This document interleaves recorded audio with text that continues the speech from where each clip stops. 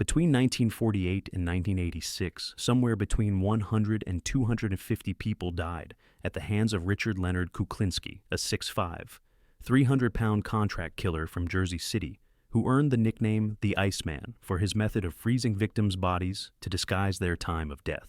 The confirmed victims numbered at least 100, though Kuklinski himself claimed over 200, and law enforcement suspected the real number fell somewhere in between. A body count so high that even experienced homicide detectives struggled to comprehend how one man could kill so many people over nearly 4 decades without being caught. The method? Shootings, stabbings, poisonings, strangulation, beatings, dismemberment. Whatever the contract required or whatever Kuklinski's mood dictated on any given day when someone needed to die. The perpetrator. Not a serial killer in the traditional sense.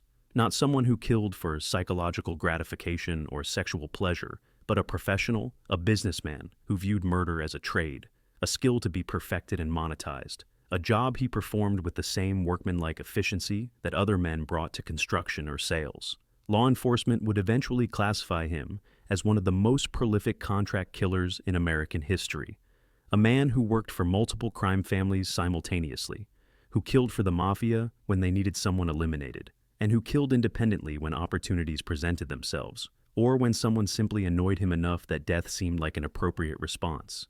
If you have the courage to hear this story, click here to find out what happened, but I warn you, the details are graphic. This narrative contains extreme violence based on real events that exposed how easily murder can become a profession when a man has no conscience, no empathy, and discovers early in life that he's exceptionally good at killing and that people will pay him to do it. And it reveals the terrifying reality that the most dangerous killers aren't always the ones who make headlines. Sometimes they're the ones who kill quietly, efficiently, for money, treating murder like any other job that pays the bills and supports a family in suburban New Jersey, where nobody suspects that the big guy who coaches Little League might have killed someone that morning before driving his kids to school. Hook, on December 17, 1986. Undercover investigators from the New Jersey State Police and the Federal Bureau of Alcohol, Tobacco, and Firearms arrested Richard Kuklinski in the parking lot of a Dumont, New Jersey truck stop, where he'd arrived to finalize what he thought was a deal to purchase cyanide for an upcoming hit. He climbed out of his car, massive, intimidating, wearing a leather jacket despite the December cold, and was immediately surrounded by armed agents who identified themselves and ordered him to the ground. Kuklinski didn't resist. He raised his hands, got on his knees, allowed himself to be cuffed, and said, "Nothing except to ask for a lawyer." The arrest was anticlimactic after years of investigation, after months of undercover work where an ATF agent named Dominic Polifrone had posed as a fellow criminal and slowly gained Kuklinski's trust until the hitman felt comfortable discussing his work, his methods, his body count. But what made Kuklinski's arrest significant wasn't just that law enforcement had captured a prolific contract killer. It was what they'd learned during the investigation, what Kuklinski had told Polifrone during hours of recorded conversations, what emerged during subsequent interrogations after his arrest. Richard Kuklinski had been killing people for money since the 1950s, had worked as a contract killer for the DeCavalcante crime family and the Gambino family, had murdered over 100 people, and possibly more than 200, and had done it all while maintaining a cover life as a suburban family man with a wife, 3 children, a house in Dumont with a white picket fence, and a reputation among neighbors as a guy who was maybe a little rough around the edges, but who clearly loved his kids and kept his lawn maintained, and wasn't anybody you'd ever suspect of being one of America's most prolific murderers. Stakes. The breakdown of community relationships and trust. The Kuklinski case shattered fundamental assumptions about how communities identify and protect themselves from dangerous individuals.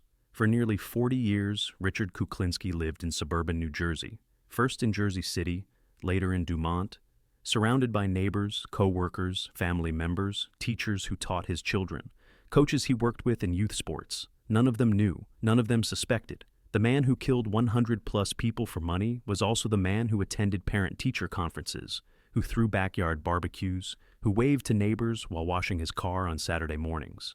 This dual existence, contract killer and suburban dad, revealed that the markers communities typically use to identify dangerous people are often useless when the dangerous person is intelligent enough to maintain a facade. Kuklinski wasn't a suspicious loner. He was married, had kids, owned a home, participated in community activities. He didn't fit any profile of a serial killer or career criminal. He was just a big guy with a quick temper who worked in film distribution, his cover story, and who seemed to have enough money despite a job that didn't obviously pay that well. In suburban New Jersey in the 1970s and 80s, nobody asked too many questions about where money came from, as long as you maintained your property and didn't cause obvious problems. The impact on community safety was profound once Kuklinski's true nature became public knowledge. His neighbors in Dumont were horrified, traumatized by the realization that they'd lived next door to a mass murderer for years, that their children had played with his children, that they'd invited him to neighborhood gatherings, that they'd trusted him. The betrayal wasn't just that he'd lied. Everyone lies about something. The betrayal was the scale of the deception, the fact that someone could commit over 100 murders while maintaining such a convincing facade of normalcy that nobody suspected anything beyond maybe thinking he was a bit rough, a bit intimidating, maybe involved in something shady, but nothing like mass murder for hire. The financial stakes extended beyond Kuklinski himself. He'd made millions over his career as a contract killer. Estimates range from $2 million to over $5 million in total earnings, an enormous sum for someone who'd started life in poverty. But that money was spent, was gone, used to maintain his suburban lifestyle, to support his family, to buy cars and clothes and vacations and all the trappings of middle-class success.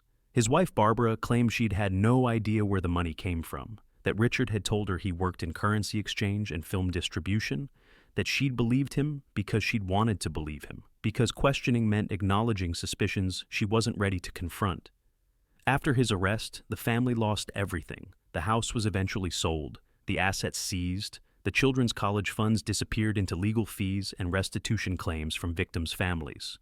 The emotional stakes for Kuklinski's own family were catastrophic. His wife and children had to reconcile the man they'd known, the father who'd coached Little League, who'd taken them to Disney World, who'd been present at birthdays and holidays, with the man the world now knew, a contract killer who'd murdered over 100 people, who'd committed acts of unspeakable violence, who'd lived a double life so complete that his own family had been deceived for decades. His daughter Merrick would later write a book describing the cognitive dissonance of loving her father while knowing what he'd done, of missing him while knowing he'd destroyed so many families, of being simultaneously victim of his deception and beneficiary of his blood money that had funded her childhood. The killer, Richard Kuklinski, Richard Leonard. Kuklinski was born on April 11, 1935, in Jersey City, New Jersey, into a family defined by poverty, violence, and dysfunction so extreme it seemed designed to create a killer. His father, Stanley Kuklinski, was an alcoholic who beat his wife and children regularly, who worked sporadically as a railroad brakeman when he wasn't drinking, and who eventually abandoned the family in 1940, when Richard was 5 years old.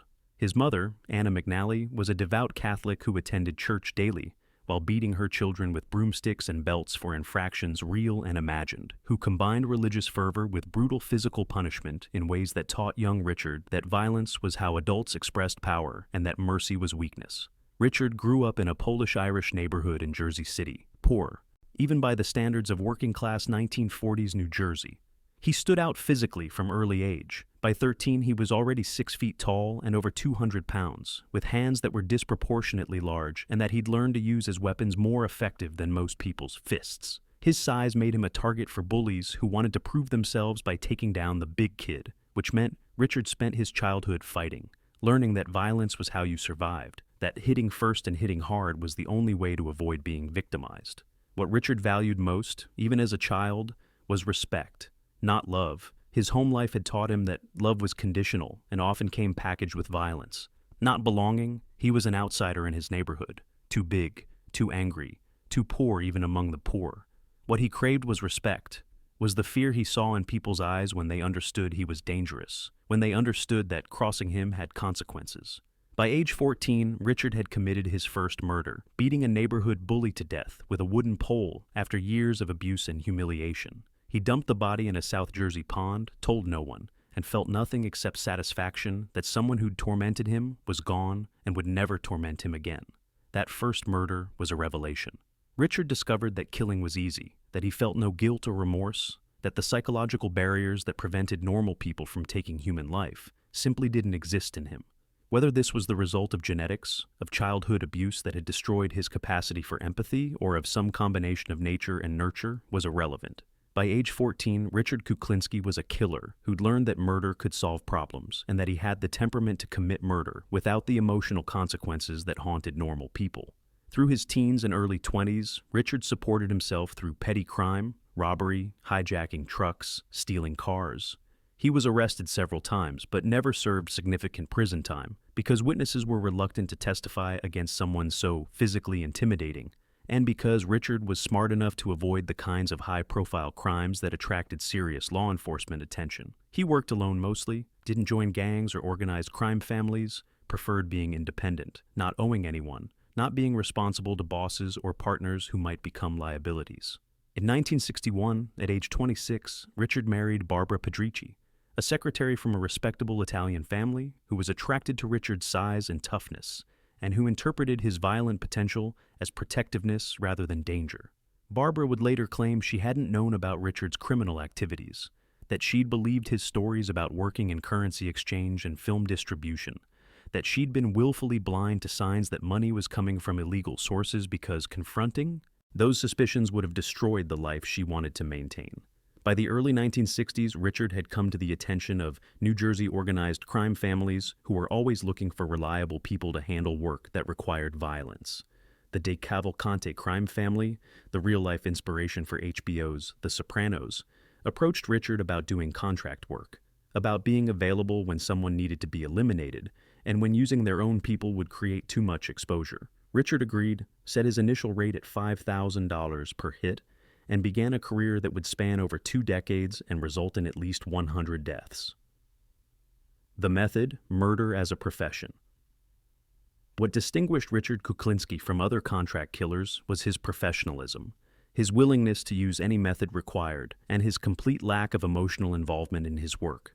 To Richard, murder wasn't personal, it was business. The victim was just a target, a job, someone who needed to be dead because someone else was paying for them to be dead. He didn't care why, didn't need to know what they'd done, didn't invest any emotional energy in the killing beyond ensuring it was done efficiently and that he wasn't caught. Richard's preferred method was shooting, simple, quick, effective. He'd use a .22 caliber pistol with a suppressor, would approach the target in parking lots or on street corners, would fire multiple shots to the head at close range, then walk away calmly while the body was still falling. The .22 was perfect for this work. Small, easy to conceal. The subsonic ammunition combined with a good suppressor meant the shots were quiet enough that witnesses wouldn't immediately identify gunfire, and the small bullets would penetrate the skull but wouldn't exit, meaning less blood, less mess, less forensic evidence. But Richard was flexible. If a client wanted a killing to look like an accident, Richard would stage car crashes or home invasions gone wrong. If they wanted a message sent, Richard would make the death painful in public. If they wanted a body to disappear, Richard would dismember the corpse, dispose of the parts in multiple locations, or feed them to rats in the abandoned industrial buildings that dotted New Jersey in the 1970s and 80s. He kept a warehouse in North Bergen, an abandoned space he'd secured where he could do messy work, where he could store bodies while deciding on disposal methods, where nobody would hear screams if he needed to extract information before killing someone. Richard also experimented with methods that would disguise time of death, which led to his Iceman nickname. He'd kill someone, wrap the body in plastic, then store it in an industrial freezer at his warehouse for weeks or months before dumping it where it would be found. When the body thawed and was discovered, decomposition patterns and rigor mortis would be completely disrupted, making it impossible for medical examiners to determine when death had occurred. This time of death confusion meant that Richard's alibis became irrelevant. When police asked where he was when the victim died, Richard could honestly say he'd been somewhere with witnesses, because the victim had actually died weeks earlier when Richard had no alibi, but police didn't know that because the body had been frozen. Richard also used cyanide, a method he claimed to have learned from mob associates. He'd dissolve cyanide in a spray bottle, then spray it in victims' faces, causing almost instant death that could sometimes be mistaken for heart attack or stroke, especially in older victims or those with health conditions. The cyanide method was particularly useful for hits that needed to look natural, where the client wanted insurance money or wanted to avoid police investigation that would follow an obvious murder. The efficiency and variety of Richard's methods made him valuable to organized crime. The Mafia families operating in New York and New Jersey in the 1970s and 80s had their own soldiers who could handle violent work. But those soldiers were known to law enforcement, were under surveillance, and using them for every contract created patterns that police could exploit. Richard was different. He wasn't a made member of any family, wasn't on anyone's radar, could be contracted for specific jobs without creating organizational exposure. He was, in mob terminology, an independent contractor, someone they could use when needed without being responsible for his actions or exposed by his arrest if he was ever caught. Richard worked for multiple families simultaneously, though he was careful to avoid conflicts of interest. He'd never accept a contract to kill someone connected to another family he worked for, never took jobs that would expose him to mob politics or internal disputes. He was a professional, maintained boundaries, understood that his value lay in being reliable and discreet, not in being involved in the broader criminal enterprises that his clients operated. The money was excellent by working-class standards. Richard's fees range from $5,000 per hit in the early years to $50,000 or more for complex jobs by the 1980s. He was averaging 5 to 10 contracts per year at his peak, generating $200,000, $500,000 annually in an era when the median household income in America was under $25,000. The money allowed him to maintain his suburban lifestyle, to provide for his family in ways his own father never had, to prove to himself and the world that he was successful, even if his success came from killing people for money. The victims. Over 100 lives ended. The victims of Richard Kuklinski's 4-decade killing spree represented a cross-section of criminal America and innocent people who were simply in the wrong place when Richard decided they needed to die. Many were targets contracted by organized crime families, mob associates who'd become informants, criminals who'd stolen from the wrong people, business owners who'd refused to pay protection money, or who'd become liabilities. These victims knew they were operating in a dangerous world, understood that violence was part of the life they'd chosen, but their knowledge didn't make their deaths less tragic or their families less devastated. One confirmed victim was George Maliband, a mob associate who'd made the mistake of insulting Richard in a bar. Maliband had no idea he was talking to a contract killer, just thought he was giving attitude to some big guy who was taking up too much space. Richard didn't argue, didn't make a scene, just went home, got a tire iron, returned to the bar, followed Maliband when he left, and beat him to death in an alley. Richard later said he killed Maliband not because he'd been contracted to, but because he disrespected me, and I don't tolerate disrespect. The body was found 3 days later, and the murder was never solved because nobody connected it to the quiet big guy who'd been at the bar earlier that evening. Another victim was Louis Mazgay, a small-time criminal and businessman who'd been involved in bootleg pornography distribution. In 1981, Mazgay arranged to meet someone to discuss a business deal involving pornographic videos. That someone was Richard, who'd been contracted by mob associates who believed Mazgay had information about their operations that made him dangerous.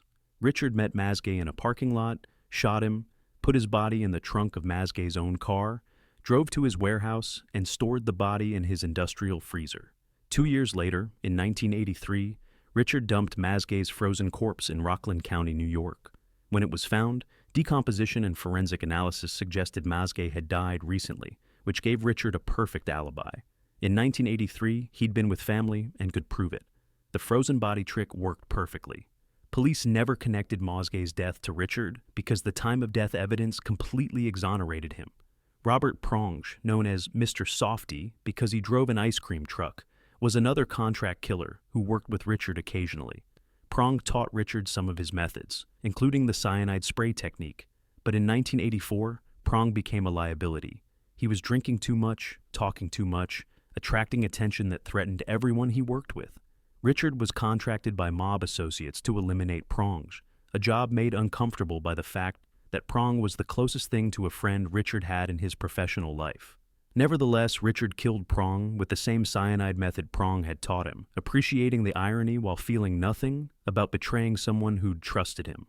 Some victims were completely innocent, people who crossed Richard in minor ways, who annoyed him in traffic, who argued with him about parking spaces or made comments he interpreted as disrespectful.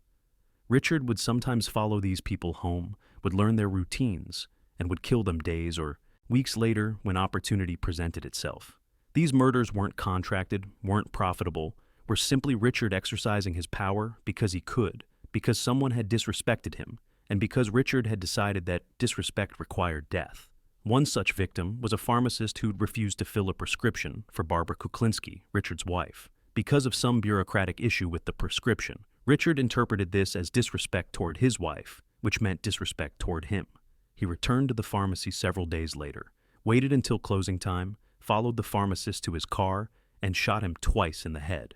The murder was never solved, never connected to Richard, was just another unsolved homicide in 1970s New Jersey where violent crime was common and clearance rates were low. The total victim count remains uncertain. Richard himself claimed over 200 murders in various interviews after his arrest, though law enforcement could only confirm approximately 100 based on evidence and credible testimony. The discrepancy might reflect Richard exaggerating to enhance his reputation, or it might reflect the reality that many of his victims were criminals, whose disappearances were never reported to police, whose bodies were never found, whose families assumed they'd fled or been killed by other criminals and never pushed for investigations. The double life, family man, and mass murderer. What made Richard Kuklinski particularly terrifying wasn't just his body count, but his ability to maintain a completely separate existence as a suburban family man who attended his children's school functions and coached Little League while simultaneously working as one of America's most prolific contract killers. Richard's wife Barbara would later claim she had no idea about his real work, that she'd believed his stories about currency exchange and film distribution, that she'd questioned where money came from, but had accepted his explanations because she wanted to believe them. Critics argued Barbara must have known. How could you live with someone for over 25 years, share a bed and a life, and not know they were a mass murderer? But domestic violence experts and psychologists who studied the case suggested Barbara was a classic battered woman, someone who'd been conditioned through years of physical and emotional abuse to avoid asking questions that might trigger Richard's rage. Richard was violent at home, though he later claimed he never hit his wife or children with the same intensity he used in his professional work. I had rules, he told HBO documentarian Gabi Monet in the 1990s. I never hit my family in the face, never broke bones. That was for work. At home, I just needed them to understand I was in charge. That disrespect had consequences. This rule was meaningless. His family was terrorized, lived in fear of his explosive temper, learned to avoid topics or behaviors that might trigger violence. His children grew up in a household where Daddy was loving one moment and terrifying the next, where Christmas mornings with presents and laughter could be followed by evenings where Richard would rage about some minor infraction and put his fist through walls or throw furniture. The children learned to be quiet, to be invisible, to avoid attracting their father's attention when he was in one of his moods. They had no idea their father was killing people for money. They just knew he was scary, that he needed to be managed carefully, that their mother protected them as best she could, but that ultimately they were all at Richard's mercy. Richard maintained separate storage units and warehouses where he kept his professional equipment: weapons, restraints, plastic sheeting, cleaning supplies, the industrial freezer he used for bodies. He was meticulous about separating his professional and personal lives, never bringing work home in any obvious way, never discussing contracts or methods where family could overhear. In his mind, he was protecting his family, was keeping them separate from the violence that defined his professional existence. In reality, he was exposing them to a man capable of extreme violence who could explode at any moment, who had killed over 100 people, and who could just as easily kill them if his rage or paranoia turned inward. The compartmentalization was extraordinary. Richard could kill someone in the morning, dismember the body and clean up the scene, then drive home, have dinner with his family, help his kids with homework, and watch television as if he'd spent the day doing ordinary work. There was no transition period, no visible difference between Richard the killer and Richard the father. He simply turned off one persona and activated the other, moving between them as easily as changing clothes.